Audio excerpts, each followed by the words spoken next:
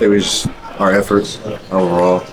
Definitely the defensive end being more physical at the point of contact and sustaining that for 48 minutes. I think we just did. That was the biggest difference. I think Utah game we were really flat.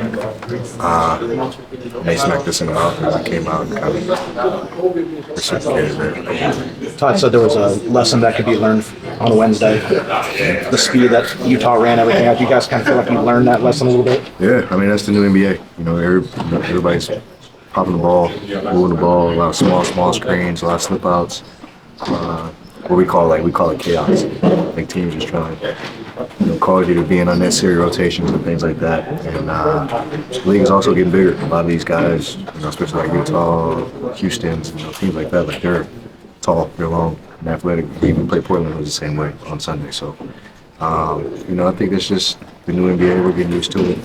But we control. We know how we are. And we just got to be prepared for teams that are like that. You've been in this league a long time. I've played against James Harden a lot, and I'm sure I had to guard him quite a bit. What was it like to be on this end of one of those explosions? I love it because I've always, been a fan of his and watching him from afar, competing against him, obviously. But, I was always a huge fan of how he approaches the game, how he approaches his craft. He works on his game. He's a tremendous worker. And it shows. And I think the biggest thing is how unselfish of a player he is. And I get to see that firsthand, and it's been unbelievable. So I'm just happy to be here. He's an unbelievable Hall of Famer, two of them over there, so I get to embrace that and continue to help out any way I can. Brian, how did that second half feel? That y'all got off to a 10-0 run and really put the game away. Like, how did that feel different than how the game started? That's how we are. I mean, first half, I think they got like 27 threes or something like that.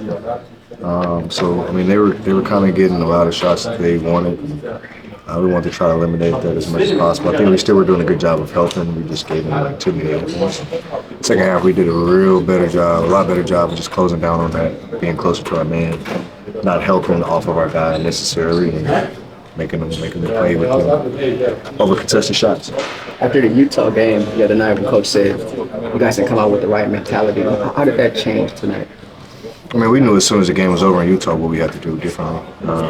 We knew during the process of it, it wasn't going right. We weren't playing the way we know we were capable of playing. And that happens in the NBA. You get smacked every now and then. We're happy with this first game. We get that out the way. A little wake-up call for sure. But I think we definitely answered the call tonight a lot better. But we still got another challenge on Sunday. Talk about how the game sort of evolving.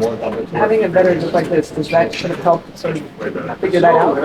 Yeah, I mean, because it's not like nobody knows what's going on, and we all are on the same page. We're all, like you said, we've been in the league a long time. So a lot of times it's not even the coaching staff coming in and telling us what to do. Like, we're kind of policing ourselves a little bit. So coach encourages us to do that. CP's been awesome at voicing that too. And we have the group to do it. So, I think we're really good at making adaptations on the fly.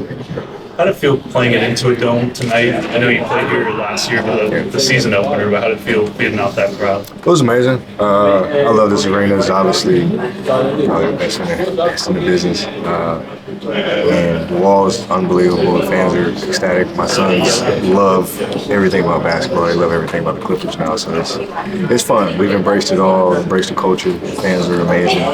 It's just going to continue to get better for us. So we got to keep building on our momentum, playing better, and give them something to cheer for.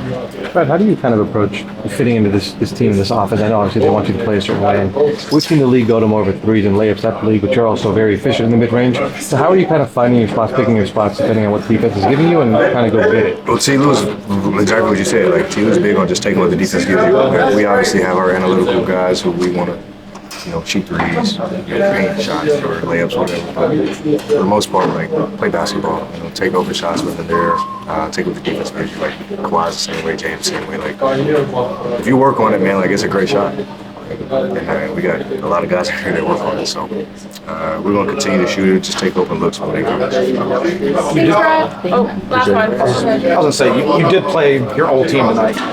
What's your overall thoughts on that? Good dub. Thanks, Brad.